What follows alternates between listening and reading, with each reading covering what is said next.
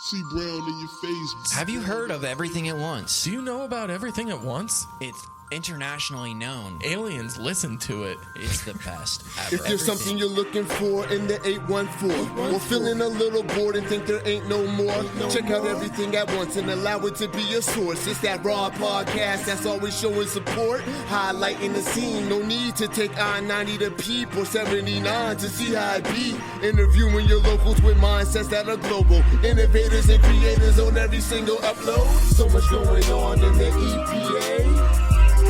Incredible content. Everything at Once will keep you up to date. Amazing guests. What you doing? Come through and hang with Tony and Dave. Community driven. Bringing everything at once from around the way. Everything at once from around the way. Hey. Please listen. We love you. Everything at Once. Everything at Once.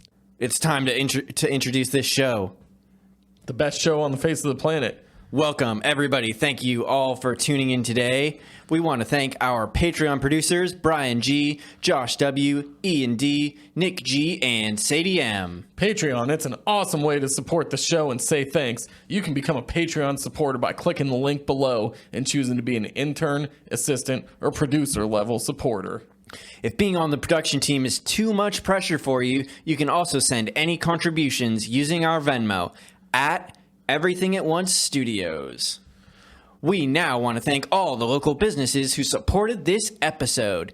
These businesses get the Everything at Once stamp of approval and are critical members of the Everything at Once community. We couldn't do it without them. With winter approaching, are there any last minute details that you want to change or renovate around your home? I might, but you know who to call. Yeah, Ghostbusters! No, Tony. No, not Ghostbusters. Solid State Construction. Oh, yeah. Solid State. Yeah. Duh. Solid State takes pride in all their home remodeling projects. Solid State specializes in bathroom remodeling, kitchen renovation, window and door installation, custom design work, and more, including painting, flooring, drywall, sidewalk, decks. Get your free quote today by calling Nick at 814-397-7854.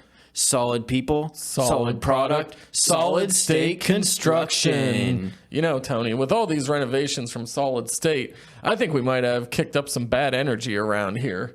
Yeah, oh yeah. Luckily, we know just the people to go see. I know it this time. It's Ghostbusters. No, Tony! Our friends at Cauldron and Thorne! Wow. I feel really dumb right now, and I can't believe I didn't think of Cauldron and Thorne, the world's largest witchcraft and metaphysical shop, with everything a person needs to channel the spirit world. Practice some self-care. Find enlightenment. Curse your enemies. Protect yourself from your enemies. Bless your friends. Cleanse your space from negative energies. You can check out all the magical wares available at for these different practices we all love and enjoy at Cauldron and Thorne, 2724 West 8th Street, or online at cauldronandthorne.com. This week, we have an incredible guest for you. Here we go. We're podcasting now. We are podcasting. I like that. Podcasting. Podcasting. Will podcaster. Did you These know? newfangled things, yeah? What did you I know? know that my family is from the New York area? No. I got that New York accent that creeps in Really? every now and again. That's hilarious. You'll hear it a lot when I go to visit and I come back for it. It'll come out. Your family's still up there? Yeah.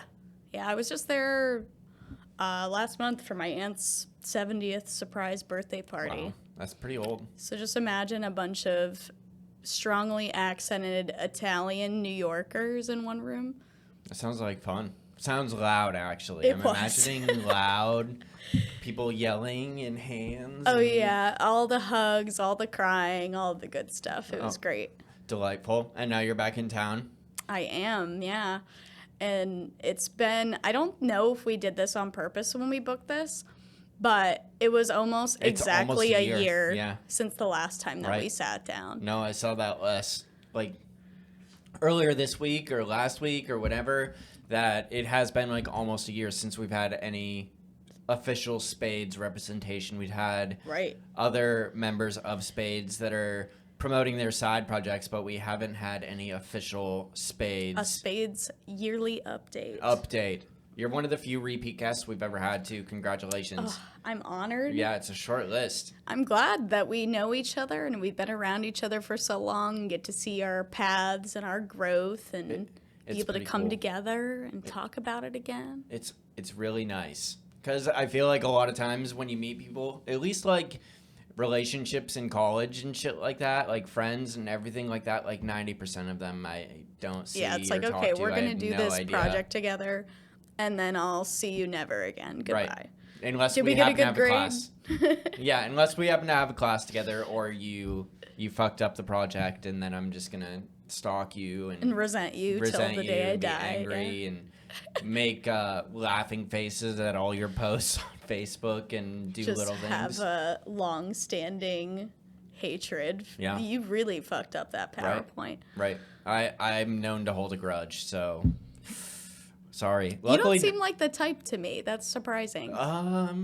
Maybe grudge isn't the right word. Maybe it's just like once you burn me, I'm just like kind of done. Like you know what I mean? Video game text, Tony will remember that for later. Yes. Yeah, and then I'll remember it forever, and I'll just never talk to you again. It changes the course of the relationship with that character. It always does. Those NPCs, dude.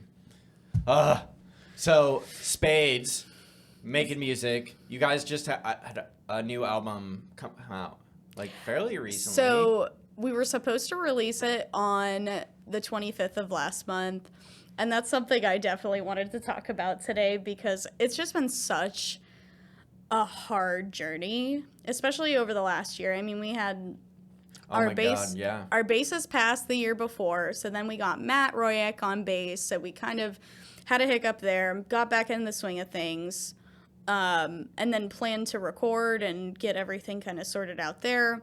And then after we finished tracking everything, it was about, I want to say 4 or 5 months afterwards, when we were finally done tracking everything besides like vocal parts and stuff that I just wanted to redo, that our drummer George had passed. So it was like going back in the studio right after that, it was like we were in the studio the week after. Jesus. And we were like knowing if we were to cancel, that the wrath of George would come down upon us. Like, don't stop. If anything happens to me, you guys got to keep doing what you're doing. Don't stop on my behalf. So we were back in the studio that week, and then it's like these 4 songs that we're doing are like really, really close to my heart because they're what we started with. And it's almost like a conscious, subconscious thing that I don't want to let go of them. And I feel very attached to them, even though I'm like, I want to be fucking done with this. Yeah, right. It's just, it got to the point over the last couple of months, especially where I was like tying up kind of the really small details and going through it and being like, okay, is this music even good to me anymore? Do I even like my singing? Like, do I even like these songs? And just being like so burnt out of listening to them and so repeatedly just to try to get it done. Right. And then I would send it to other bandmates, and like Royaka would always have something to say, like some good points and like very specific details that would help push the ball around. But otherwise it was like, yeah, sounds good. And I'm like, I hear this here and I hear this here and this could be different. Yeah, this is not helpful. So it's been hard. It's been hard. So we actually didn't release. So you have music on Spotify though. We have our one single and that's it. And I actually have to, when I finish my session with you here today, I'm going to go home and set everything up to upload. Oh, so, hell yeah. So it's done. I have decided to close the book and be like, you know what? These are good. I'm proud of them. What really helped me was Royak actually talking about, like, find something to compare it to. And, like, I was like, well, I can't really, like, think of anything that this really compares to or, like, resonates with me as this sounds like this. And then he went down the list. So he's, like, talking about Yes. Yes is a huge influence of mine, just big, orchestrated, like, crazy rock music and kind of do whatever you want, no rules type of music, which I'm all about. And then he was talking about like the Black Keys and like some other bands and stuff like that. And when he made those comparisons, I was like, okay, yeah, that is what I'm kind of going for. When I set out to write all this stuff, it's like I never wanted to write anything that sounded like anything.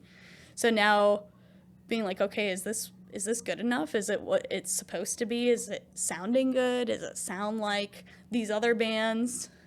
And I came back with a yes answer, and I was satisfied with it. Good. But it took a long time to get to that point. And I'm also working with my buddy Brandon Saliga in California, so like working with the time zone difference. And then Brian Glosky at BFE Studios recorded everything, and I kind of like closed the book and then reopened it a few times because of just the wild time that we were kind of living through there, and just wanting to do more and wanting to do better parts. And it actually worked out in a nice way that it kind of showed the growth through the process of, you know, where we were at when we recorded in March of last year, I believe was when we started, or maybe May of last year, until now, and like re-recording certain parts. So it was cool to see that growth in real time of just going back through, listening to those parts and redoing things. Hell yeah. So it's been pretty neat, but oh my God, it's just like such a white knuckle moment for so much of it. I like hate watching my stuff for the first time, and then eventually I realize that it's pretty good. And if anybody tells me anything bad about it, I'm really awful at taking critiques. I'm like, I'm such a walking contradiction. It's like, yeah, I can say I hate this, but you have to say it's good and tell me how awesome I am and how amazing everything is. Don't worry, I'm going to be just as hard on me, so you don't need to be like that. Well, it's not like bad criticism. It's not like this sucks. It's like, oh, maybe you could change this part here a little bit, or maybe you could... Like creative choices that you made. Well, creative choices and some stuff that's just like not... that could be better, you know what I mean? That they recognize that, like, hey, you could make this better by doing A, B, or C, and I just have a hard time listening to that sometimes. And usually the people, what they're saying is right, and then, like, after I have, like, 5 minutes or 10 minutes to process that feedback, I'm like... Okay, I see. Yeah, I know what you're saying, you know what I mean? It's just really tough in that moment, especially when you're super attached to a project like your album. And well, and then I'm in the position where I'm like, please tell me what's wrong with it, and I can't figure out, like I know there's things missing, and there's things that are at different levels that don't match up with what I would want it to sound like, and I can't put my finger on what it was. So it was just like, please tell me what's wrong. What's wrong? Help me make this better. So it was a tough process. Plus, Logan, funny enough, was like, you do realize you can't just like upload the songs and like have them posted right then and there, right? I was like, no, I did that before with the single, and he was like, yeah, when you do one song, it's not so bad. But if you do multiple, it usually takes at least a week. So it was like the week of the EP release, I hadn't had the final versions of stuff yet because I was picky and, you know, had different things that I still wanted to work through with it. And so I was like, all right, fuck it. You know, it's not going to happen. That's okay. I wanted to have it done before the end of spring. And that came and went. And it was like, okay, I'm not meeting the deadline, but I'm caring to do it justice, especially having it be kind of a legacy for those two members. Sure. It's super important to me to make sure that it sounds good. Like the last note that I sent was like George's toms in the swing style song that we do, Boys, and like that element of that just swingy, just funky sound that he added to it to just lift that sound up a little bit throughout the song just made it perfect. Was the cherry on top to complete it. And I always had loved his style and his range that he had taken with that song specifically. So I wanted to make sure that it was something that they'd be proud of, especially, you know, George was like another part-time, you know, band dad to me. And, you know, going through that loss was extremely difficult, being so close to him and being, you know, kind of more connected with him than anybody else in the group. So I know his high standard of professionalism and just doing the most and, you know, expressing yourself the right ways. So I was like, okay, I gotta make Papa George proud of the band. And when we, you know, closed out that last recording day, he had given this whole speech about leaving a legacy behind and saying that, you know, I've played with a lot of bands, I've recorded music in the past, I've done a lot of shows, I've worked with a lot of people, and you kids have so much going for you, and you should be proud of how talented that you are. Right. And the whole time he's giving this very sentimental, emotional spiel, he's making a ham sandwich, not skipping a beat, like very casual, like, you know? Like, this is nothing. Like, this is just an everyday thing. And he's like, I'm like ready to cry my eyes out, like hearing this spiel and just things that you need to be mindful of. And he's like, I just want you to know that I'm proud that this is my legacy that I'm leaving behind. And I'm really grateful for the opportunity to work in this group.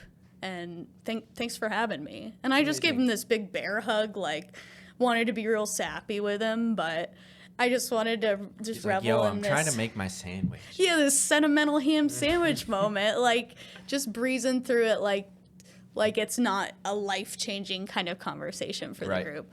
And that always stuck out to me. So going through that whole thing and then, you know, the loss and recording and trying to finish things and go back through it, it was hard. It was very difficult to especially, like, creatively motivate through the process. And, like I said, I just got to that point where it was like, are these even good? Mm-hmm.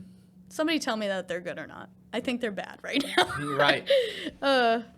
But so I took some breaks from it. You know, you got to get some space from things and get some fresh perspective. I'm sure you've had some things like that with the podcast where, like, you were just talking about it, just, like, getting support from people around you and maybe, like, making suggestions that you don't entirely agree with, but things that give you that different take to adjust and improve your craft and what you're doing. Especially when it's, like, the breaks are a huge part of it, too, I think, because when you're grinding, like, in the middle of that fucking grind, you're, like, so attached and you've worked so hard. Especially at the end of the grind, you're like, holy fuck, like, I've just spent 1,000,000 hours working on this. Now it's done. And somebody's like, I don't know if this is quite done. And you're just like, dude, I just fucking broke my back editing, doing just whatever. Just to get to this point. And you're like, I'm not finished yet. Like, I thought I crossed the finish line. I thought I crossed the finish line like 2 or 3 times with this movie, and it never. I can only imagine. It just kept unraveling, and there kept being more things. I think I'm, like, really close to the finish line now, though.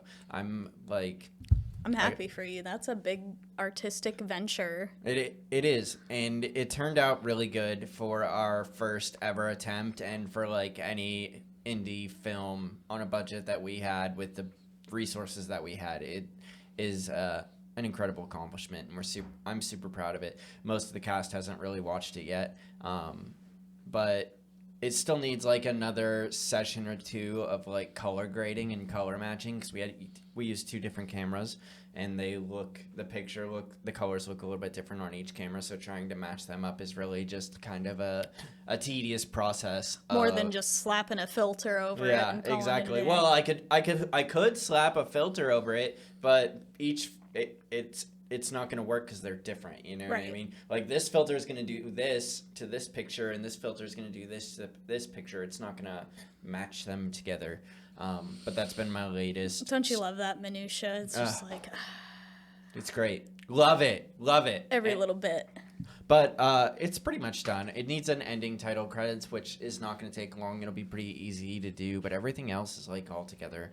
Sweet. Yeah, I watched it. Dave watched it. I made Celinda watch it because I was like, it fucking sucks. And she's like, no, it's actually pretty good. And I'm like, you're just lying to me because you're my girlfriend. That's funny, too, because, like, working with Logan in a relationship aspect and in a band context, like, it's funny some of the stuff that we feel differently about. Mm-hmm. And he has a much higher level of seriousness with it.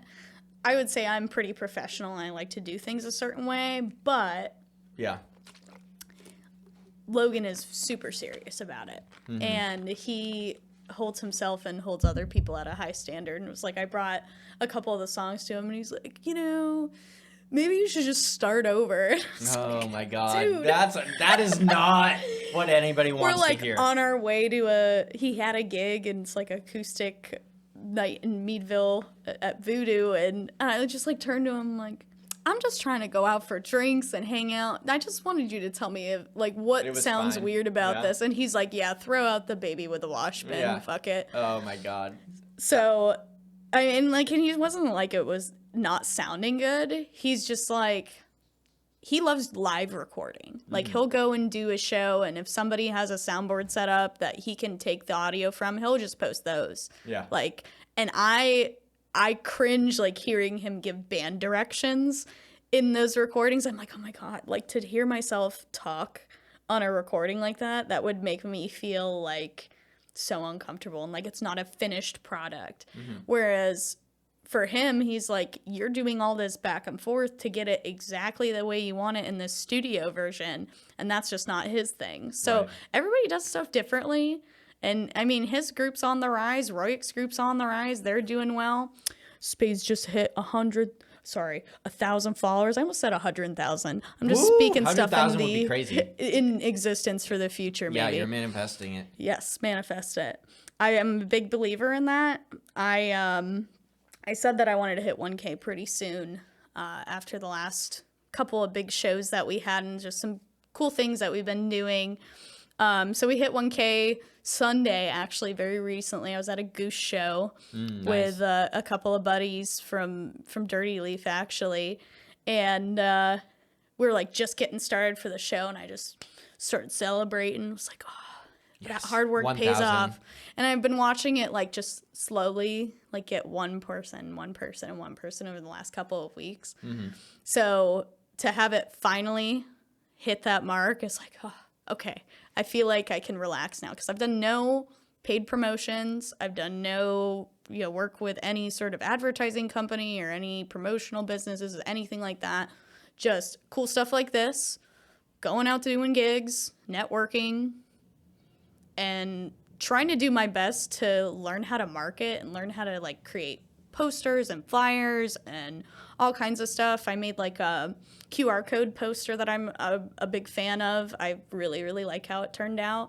I've been able to get kind of into that physical artistic expression side of me, which is something I've been out of touch with. I mean, before college, it was I have art class and I have projects and it's an outlet and that's fun. But then I just didn't do anything with physical art for a very long time, which you can say what you want about AI art and stuff like that. It is helpful for people like myself who have been out of the loop with how crazy art has adapted and evolved since actually doing art before. Right. So I made the EP art and I spent a couple of months on that and just tweaking with different designs. And I had this idea for kind of a part 2 album of kind of an extension of what the Maiden Voyage single was to just expand on the journey that was had over the last year. So what I did was I expanded the picture and then I just started coming up with ideas of scenery and different things to do. So it's super symbolic. If you look at it, there's a bunch of different hidden meanings and stuff. If you know anything about the band, even in just the history that I've talked about in these first, little bit of time here, you can piece together and paint the picture for what the album art means and why I made certain choices and stuff like that. So I'm really happy with how it turned out. To be able to, that came so much easier than the actual recording, writing, finishing the EP process. And like I said, that's not my skill set or comfort zone. So to be able to put that together and take time with it and put it together and see it finalized and be that looks pretty damn good. And I didn't have to pay anybody for it. I knew exactly what I wanted. I just lack the physical skill to use my hands the right way. No, it sucks. I totally get it. And it's something that I didn't think I would enjoy very much. But I think it's something that I've learned to have fun with more and more the more I make like social media stuff. You know what I mean? Flyers, drawings, images, whatever, graphics, all that shit has been enjoyable. And AI is an incredible tool, and I feel like super conflicted using it because I want to support the local artists and shit like that. I totally agree. But at the same time, it's just like I don't have any fucking money. Right, I'm an artist and a small business owner. I'm going to dump my own money back into my own artistry and what I can do to boost that up. Yeah. And if I can use an adaptive technology to support me in that, I'm going to do it. I'm going to do it, yeah. And there's a lot of different bands that are doing it and artists that are in businesses that are all using AI. Oh, yeah. It's not like we're the only ones. And it's not to say that I'm not going to hire somebody at some point down the line either. I mean, there's definitely stuff for the future that I'm like, yeah, I definitely would want somebody with more skill to participate in this. No, for sure. I totally agree. But it's like, it just wouldn't have happened, though, unfortunately. I feel like it's not that I'm taking business away from them. It's just that particular flyer or whatever just probably would not exist. Right. Is what it is. You know what I mean? I made business cards, and I started just fucking around with different designs and did like a one side, just like a casual business card. And then I was like looking through all the different options for them. I was like, oh, you could do double-sided. That's cool.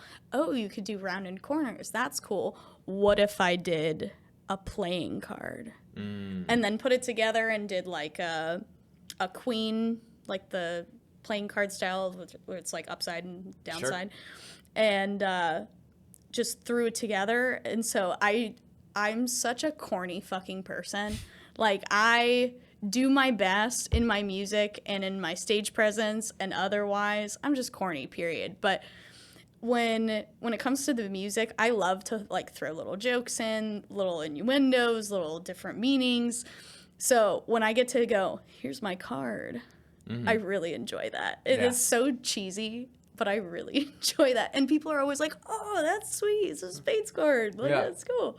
So I like it. I mean, and that I didn't use any AI stuff. That was all me putting stuff on a template and putting it together. But I'm sorry, I can't watercolor an entire pirate ship and scenery and birds. I'm not that talented. No, I hear you. And business cards are fun and cool, I think. I feel like they're kind of moving out of that direction. I don't know if I've ever gotten a call or a text or anything from any business card I've ever had handed out, but like it definitely makes you feel official as fuck when you're like, here's my business card. This is part of being a professional. Your branding, your label, your awareness of how to get the message out to the people. And I keep it set up like I made this I have that poster that I was talking about, and then I have the business cards in one container. I have a tip jar there, and then I have the QR code which goes to our link tree. So you can, pro tip for anybody who doesn't have a link tree who is in music, make a link tree. It's super helpful, really easy to use, and you can change out your links whenever you want to. If you're not doing that, get your head in the game. So I have mine set up that it takes you to our Venmo, so you can, you don't have cash on you? You can still tip us. Yeah. You got to give those options. I always, if you're an old school guy, you want a business card, I got business cards. If you want to just follow us right on your phone, you can do that too. Because I want to get all the different types of people. I want to get my audience bigger, whoever's there, whoever likes the tunes. I want to keep in touch with them. So whatever works. Yeah. But I agree. Business cards they're official and super cool and make you feel special when you give them out. Yes, even though they're kind of old, outdated. Outdated. Yeah. Well, we have the QR code right on ours. So if I give you the business card, like you can be like, oh, okay, there's their website. And then that way you actually don't even have to give that business card if you want to. Like, hey, take a scan of this real quick. Yeah, follow us on the medias. Yeah, I try to be cheap in that sense. Business cards aren't cheap. Nothing is cheap about any artistic adventure ever. No, it's not. It's not. But we do it anyway because we love it and because it's fun and it makes us happy, Gotta. Maybe someday we'll make $1 million though. Hey, I already said earlier on accident, 100,000 followers. 100,000. Now I hit 1K. Now we're really just bumping up the goalpost. Hell yeah! I'm hoping this year with the Treehouse episodes we hit 2,000. We'll go from 1,500 to 2,000 by the end of Treehouse season. I think that it's such a cool and creative idea that it's marketable that way, that it will bump you up that way. Right. And this is the second year that we're doing it too, so people will already see it and a bunch of new people will see it because it's already got like a little bit of momentum going. So I'm hoping for the best. Fingers crossed. I'm looking forward to it. We're about to get started and it's going to be really fun. We got a bunch of new people. We got a couple people coming in from Pittsburgh, hopefully. Oh, sweet. You're even branching out. Sweet. Is tentatively scheduled for after they perform at Chafee's the next morning, so I'm really excited for them. Let's hope they're in good spirits and condition after a long night of Chafee. They have to go to their next venue. Oh, okay. So they have to take it easy. Yeah, they have to stay in somewhat decent shape at Chafee's to make it to their next event, which is, I don't know, I don't remember where they said they were going, somewhere, and we were kind of not really on the way, but not far enough out of the way to not come do it. Not to say no to it, yeah. They're going to hopefully come by, and we got a bunch of other new people, some smaller people who are relatively new to the music scene and some people that are a little bit more well-known. You guys are just going to have to tune in and check it out and see who is coming by. And I think September is not booked yet, but June and July and August are, and I'm super pumped. We have a sponsor that's interested in supporting the show and supporting themselves, and we'll support them. So it's just like, it's cool to see the progress that things take over time. You know, and people's interest in it and supporting that. Hell yeah. Especially cool. Yeah.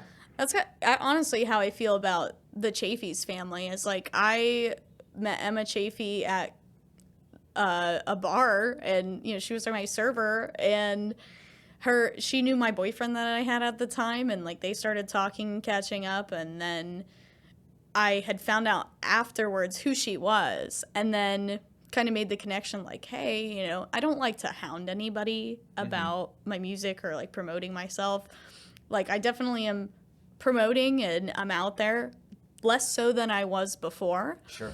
But getting to know her and making that connection initially was like an instant, like, good vibes, good appreciation for one another. She's also in human services and stuff, so we bonded on that front as well. So I think we both felt very seen, and there's been a number of moments over the years where we run into each other and it's just nothing but love and good vibes and stuff.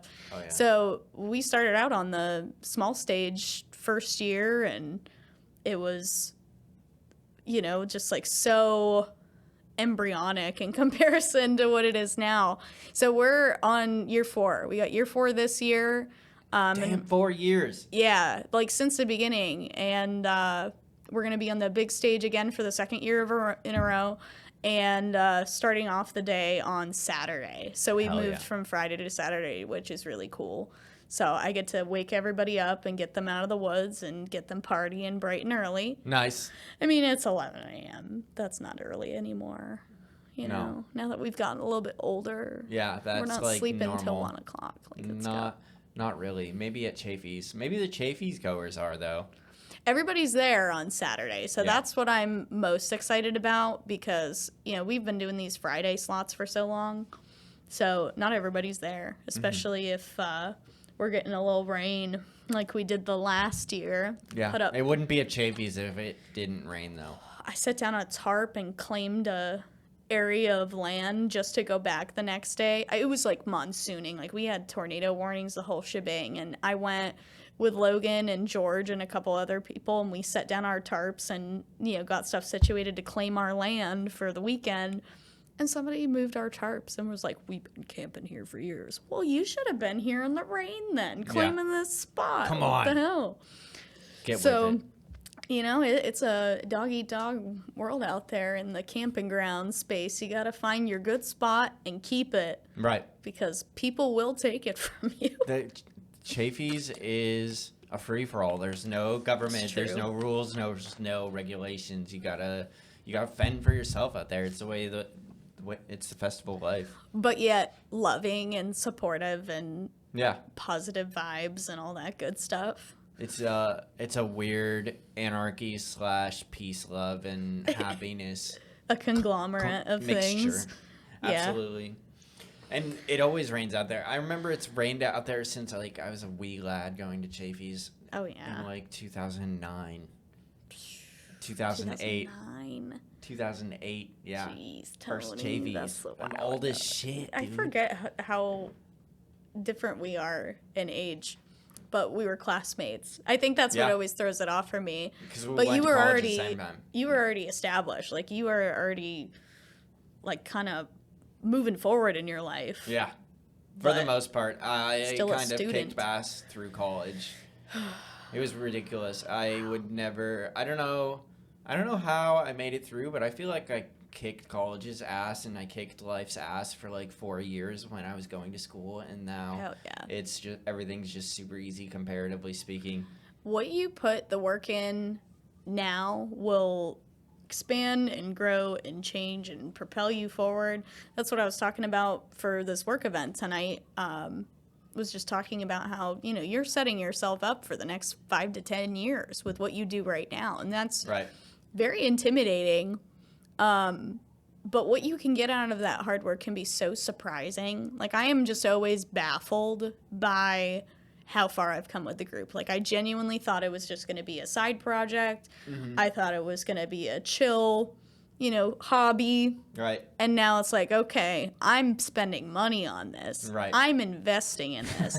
I'm even trying to get in touch with, I'm in touch with him.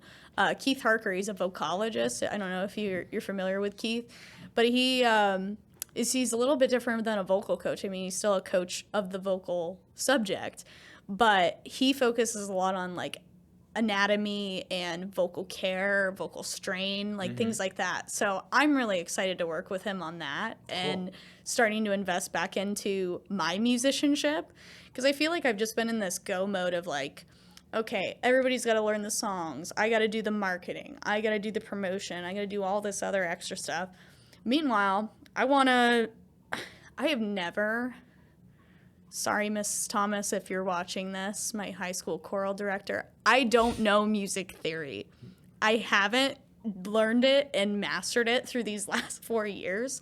And now that we are where we're at and working with the people that we work with, I feel so stagnated in that, and I'm really desperate to just spend time really focusing on it and motivating myself to learn, which is hard after 4 years of going through education and then just working for 4 years and then just being in this mode of, okay, I'm done with school, I'm done with the learning, now I'm learning my career, I'm in that zone. Or I'm with my band and focus on them learning and focus on them growing. And it's just been a kind of a wake-up call over the last year, really, that I feel good about my musicianship. I feel good about my vocals. I feel talented. Sure. I don't feel knowledgeable. And that is especially tough as a woman, trying to speak up and have something to say in a room full of men. Sure. Can be very challenging.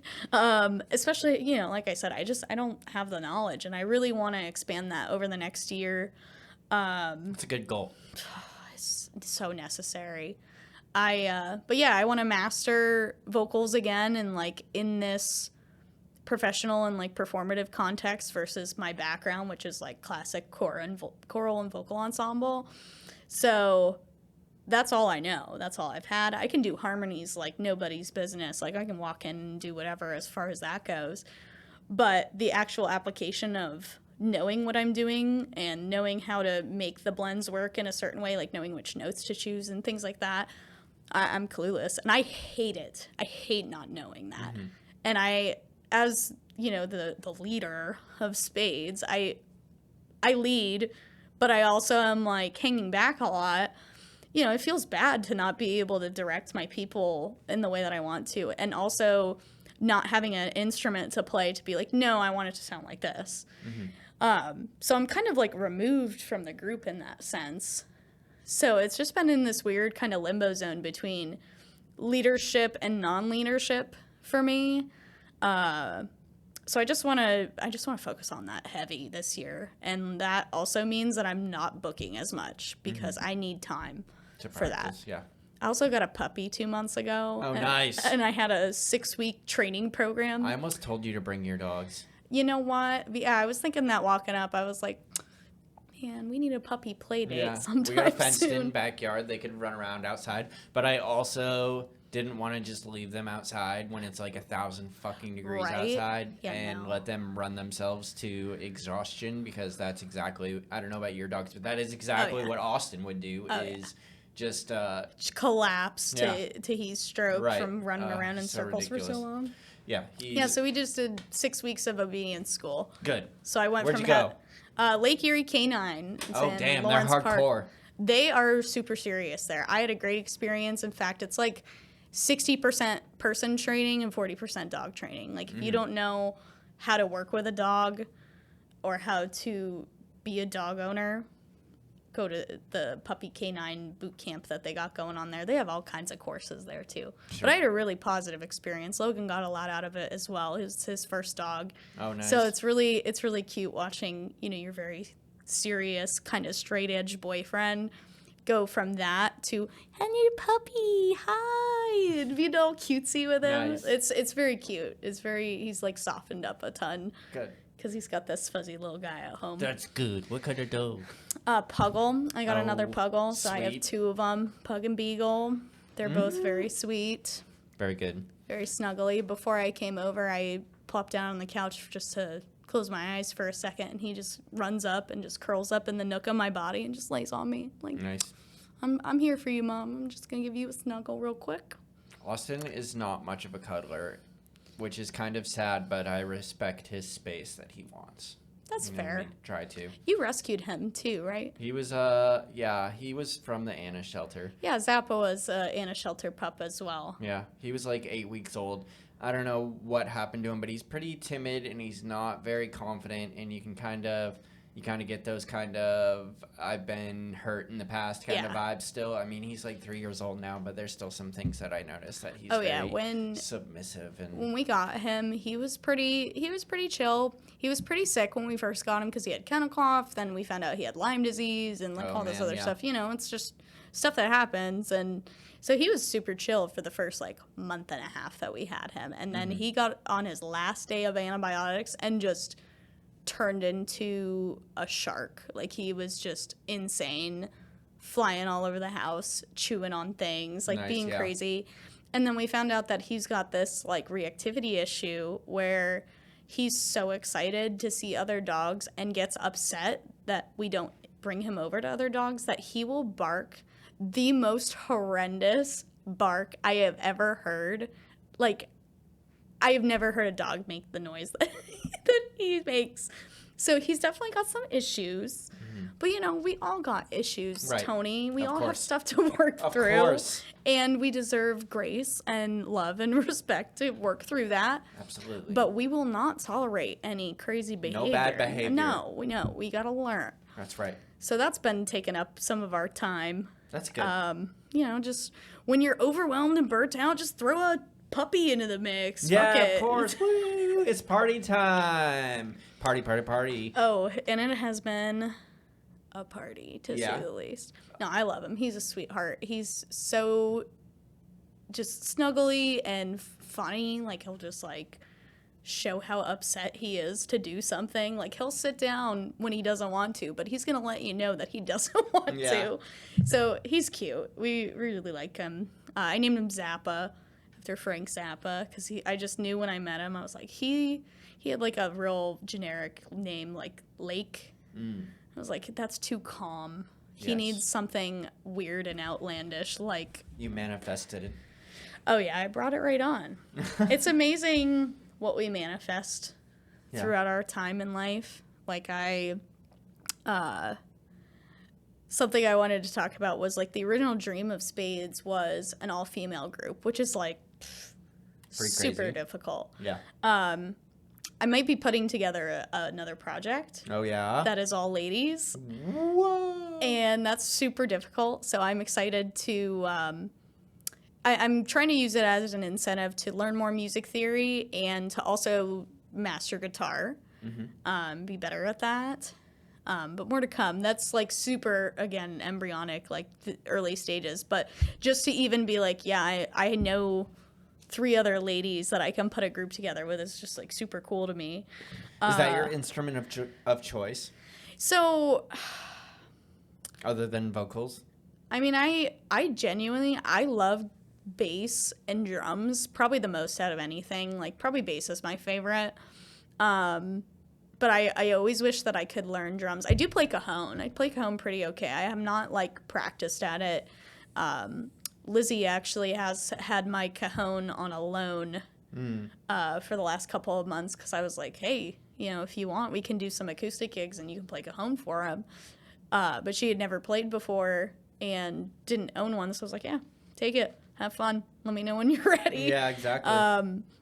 So I do play cajon. I used to be a lot better at it, but I just don't have the need. There's no incentive for it.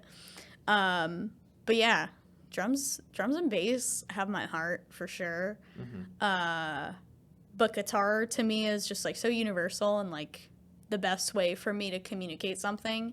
But my hands are the size of a first grader's, so it's like, how feasible is that? And everybody's like, oh, you just buy a smaller guitar. It's like, yeah, I will, but at the same time, it's like, even Some with a things smaller you're just guitar, not cut out for, yeah. It's hard, and it's not about the length of the fingers all the time. It's about the dexterity too. I mean, like you can work That's that, practice, yeah. but just working with so much less reach than other people is really difficult. Definitely. People don't get that. So like keyboards is a lot easier, but even still, it's like I can't even do a full octave. I'm short a couple of keys, so I can't do those jumps and cool things that a regular-handed person could do. Right. I always get struck by inspiration, and then I lose that because I'm a fucking ADD person, and I've been listening to like hardstyle trance music and techno, and it's just like with crazy like choruses and stuff like that. I'm like, oh, dude, I could totally do this. This isn't that complex, and they all sound kind of the same. And then like an hour later, I've completely lost like all of my inspiration, and I'm like sitting at work, and I can't just like do what I want to do. And that makes it really hard for me to learn instruments because I also like have always wanted to learn that. I know like a little bit about like guitars, and I know how to play some chords on the keyboard and on guitar and stuff like that. But like actually having any sort of knowledge would be a stretch for me to say. And I like to think I'm really disciplined, and some things I'm really disciplined, but it's like out of necessity. Right. You know what I mean? And I think that's been the mode that I've been working within for these whole 4 years. It's like, you know, I didn't think I'd get this far anyway. When I booked my first gig for Spades, I didn't have a band. I didn't have any members. I was like, if I have to go up there and just sing into a microphone, I'm okay with that. And that's what it's going to be. I actually had one of our classmates try out.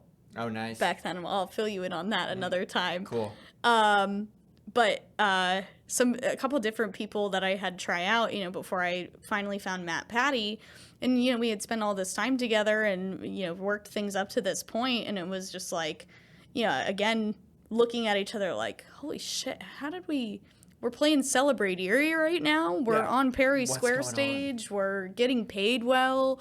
We have people that want to join the group. We've had up to 7 people in the band. Like, how the hell did we get here? And it's just crazy, like, you know, talking about manifesting. It's like just having that belief that you can accomplish that or that you can do something with it, or just even to just put your positivity and your energy into it, I think pays off more than just, you know, yeah, you can be regimented and disciplined and everything, but that's not always going to get you there. Yeah.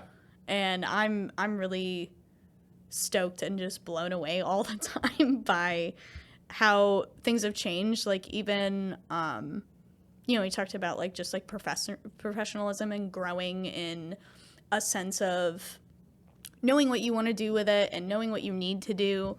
And Spades hasn't always been super flexible to like have new material run out and have different kinds of events. Like even for me to learn how to properly do a sound check, you know, things like that. Like the stuff that if you don't take the minute to really study while you're in it, you're just flying right through it. But I'm actually really fortunate now to have the people in the group that want to encourage that in me, that they want to pour that knowledge and that investment back into me. And I actually feel more established now than I did a year ago, because I really struggled just to feel present in the scene. Like, I'm small, I'm soft-spoken a lot of the time. I am actually like a really loud personality, like once you get to know me, but I'm not going to ever force energy. Like I take what is brought to me and I don't force any sort of interaction. So with that, I tend to be, and I say this in jest, like I get girlfriend syndrome. Like I'll be out and about with Logan and everybody's like, oh, hey, and, you know, they're talking, they're hitting it off and everything. And I'm just like, I do music too.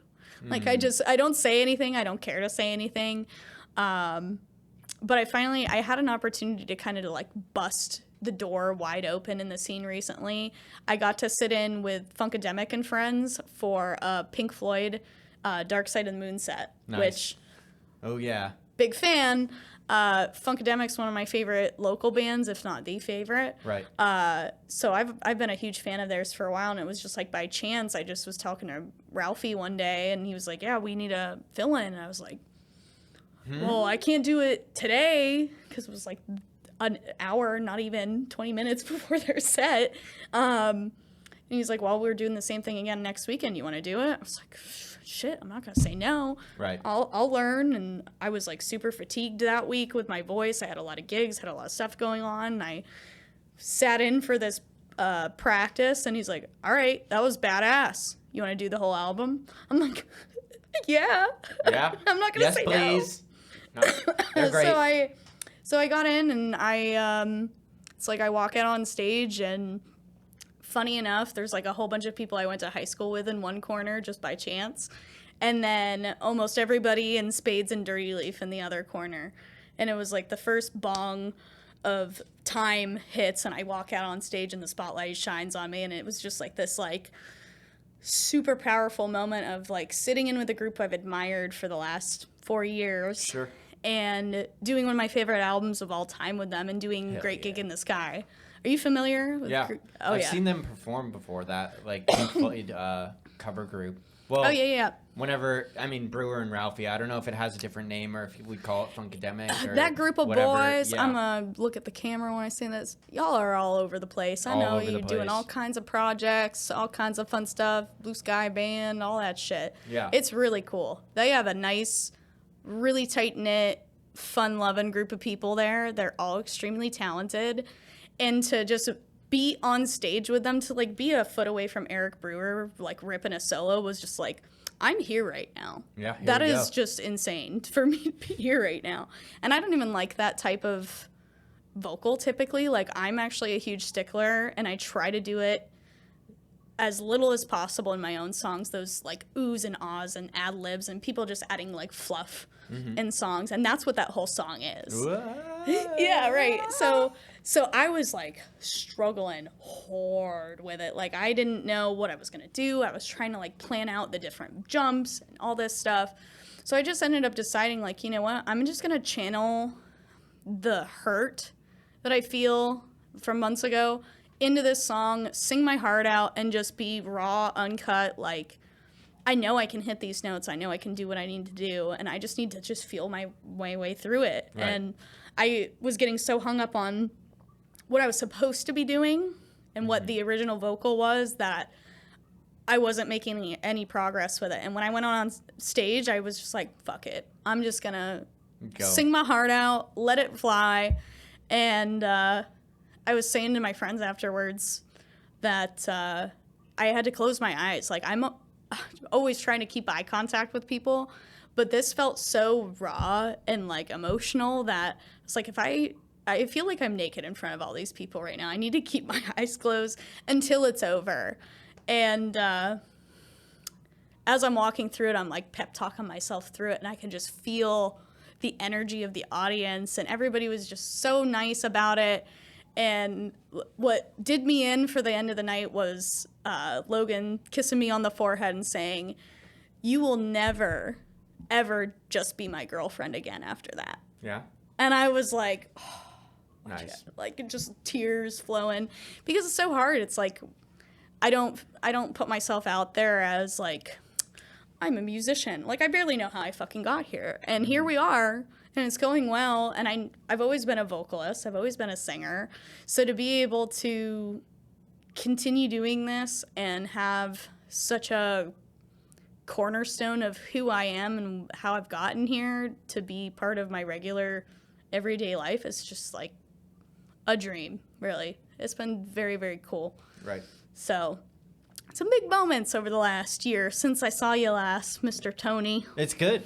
And it goes to show that, like, if you just keep doing shit, the same shit, whatever it is, over and over and over and over and over and over and over and over again, you're going to eventually get better at it and start to recognize your own talent and your own skill, and other people are going to see it because you're putting it out into the universe, you know what I mean? And total game changer. Yeah. That gig just, like, removed a barrier that I knew that I had, but I didn't know how much I had it. And within, like, a couple of weeks, I finally wrote music for the first time in who knows how long. Good. And they're sad, but they're still songs. And they're what... Sad songs are good songs. That's been the funny thing is, like, I know I've been sad this whole time, but so much of the songs are hype and, you know, pump yourself up, fuck those people that wronged you, like, all this high energy type stuff. And now these two new ones are definitely more mellow. And I want to say one of them's not super sad, but the story behind it is it's a song for Curtis and George. Mm-hmm. It was a song that Curtis had written that I've been trying to put together for the last 3 years. So again, an incredible feat to do something justice and holding myself at a high level of accountability for it. And then the other one is just about like what you ask of people and what you ask of yourself and how you kind of get in your own way, how other people don't see someone when they're struggling and don't offer that support and that sort of thing. So, I mean, they are definitely on the sadder side of things, but it's like, if that's what I'm writing, that's what I'm writing. If that's what I'm feeling, that's what I need to be writing. Yeah. So it's been difficult to break out of that thing, but I feel like over the last couple of months, I've had this kind of veil removed from sight, which is cool. Hell yeah. Breaking down barriers, moving forward, finding progress. And I think, like, those aha moments are so fun and so exciting when we, like, are able to recognize them. Because I feel like people experience those a lot more than they actually think they do.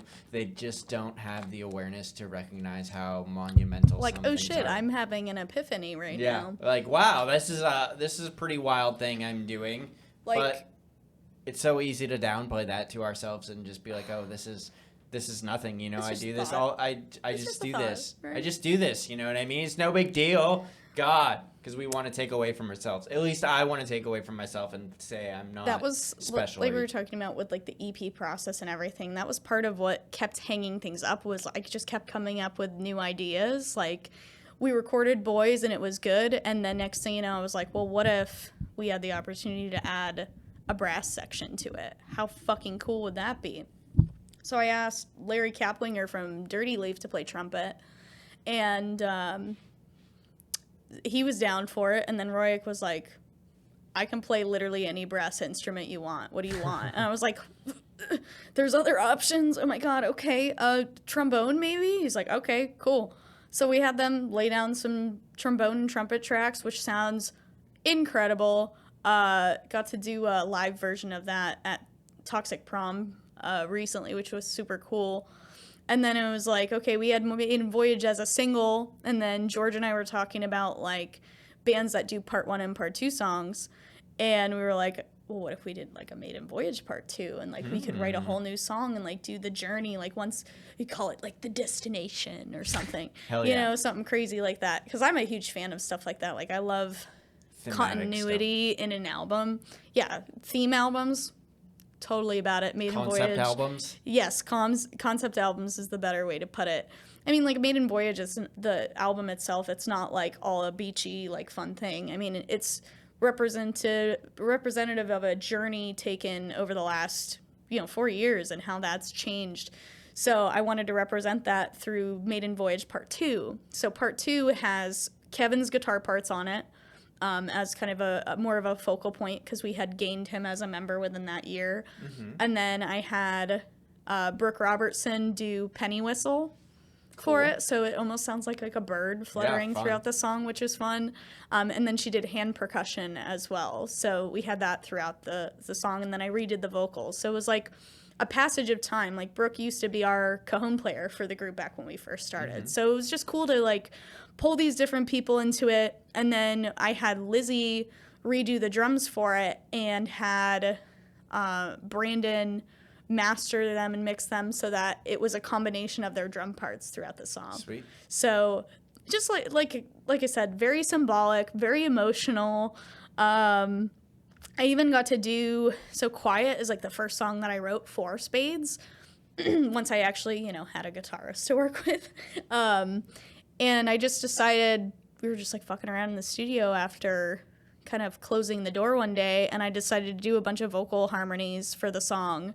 So now there's a regular standard version of what we do for that song, and then there is a full background harmony, really cool mix and blend of things, kind of bringing out that choral background. And Glosky and Royak were sitting there, they're like, that sounds like Queen. And I am obsessed with Queen, so my head grew like 5 times the size that time in the studio. So I guess I got to do some really cool things with it. So yeah, Roman Ariel Acosta and Brandon Saliga at PPX Studios did all of that. Like I said, I have to upload them when I get home. Yes. And of course, the album's dedicated to George and Curtis for their passion and service to the music and the people that helped make this happen. And just for being genuinely the 2 greatest men that I've known in my life. Like they were just amazing individuals, and I'm so thankful to have had the time with them, the opportunities I've had, and what I've gotten from the experience and from them especially that I can carry through for the next till the next episode. The next time you're on Everything at Once. Maybe a year from now. We can't wait. Right, yeah, we'll do it again. Real quick, upcoming shows, going to be at Asbury Woods. We got asked to do our longest set. Asbury Woods reached out to us, which I thought was really cool. So we're actually breaking some covers off the dusty shelf, which it's really been like 4 years since the beginning. Then we're at Chafee's Year 4. I already talked about that. We're at the Rathskeller August 3rd with Eden on Fire for a nice long set too. And one that I'm super stoked about is Hell's Bells at Perry Square on August 8th. So we got another Perry Square slot, which is really cool because I love downtown. I love Erie. Sure. And Kent cuts my hair. So hell yeah. So him and I have had some good bonding behind the chair.